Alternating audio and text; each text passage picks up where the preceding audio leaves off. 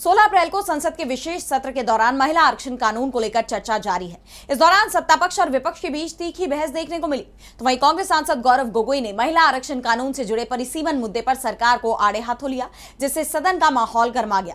तो क्या कुछ कहा है गौरव गोगोई ने और क्या है ये पूरी खबर, जानने के लिए देखिए ये रिपोर्ट। संसद में महिला आरक्षण कानून पर चर्चा जारी है, जिसे लेकर विपक्ष का गुस्सा 7वें आसमान पर है। उनका कहना है कि सरकार इस कानून की आड़ में कोई बड़ी साजिश रच रही है। इसी कड़ी में सदन में भड़कते हुए कांग्रेस सांसद गौरव गोगोई ने सरकार पर जमकर निशाना साधा। उन्होंने कहा, सरकार आरक्षण के बहाने बैकडोर से परिसीमन को थोप रही है।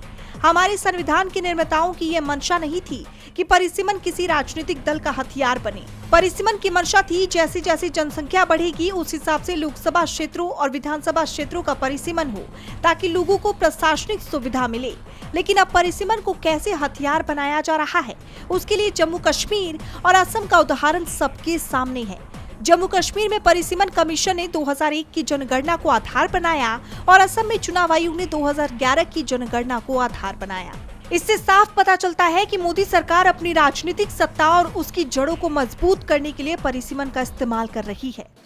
पहली बात तो शंका इस बात पे उठती है कि आप महिला आरक्षण के पक्ष में नहीं हो, नहीं तो आप तुरंत लेके आ जाते। और दूसरा जो शंका मन में पैदा होता है कि आप जाति जनगणना के पक्ष में नहीं हो, क्योंकि 2023 और 2026 के बीच में एक ही अंतर आया है।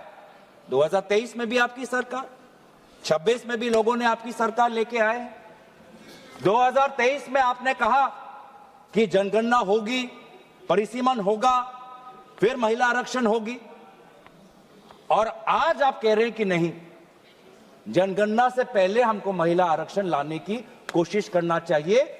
क्या फर्क आया? फर्क बस इतना ही आया कि पूरे इंडिया अलायंस और विभिन्न विरोधी दल के दबाव में आदरणीय राहुल गांधी जी के नेतृत्व में हमने आपके सरकार को विमर्श किया कि आपको जनगणना के साथ जाति जनगणना करनी पड़ेगी, जिसका उल्लेख आपने एक प्रेस रिलीज के द्वारा आपने फरवरी के महीने में किया, दबाव में आके किया। गौरव गोगोई यहीं नहीं रुके। उन्होंने लोकसभा में सीटों की संख्या 543 से बढ़ाकर 850 करने के प्रस्ताव पर सवाल उठाए और इस प्रक्रिया पर आपत्ति भी जताई, जिसके बाद सरकार की मंशा पर गंभीर सवाल उठने लगे हैं। गोगोई ने जोर दिया कि महिला आरक्षण को वर्तमान लोकसभा सीटों पर ही लागू किया जाना चाहिए, न कि परिसीमन से जोड़ा जाना चाहिए। डीबी लाइव की रिपोर्ट।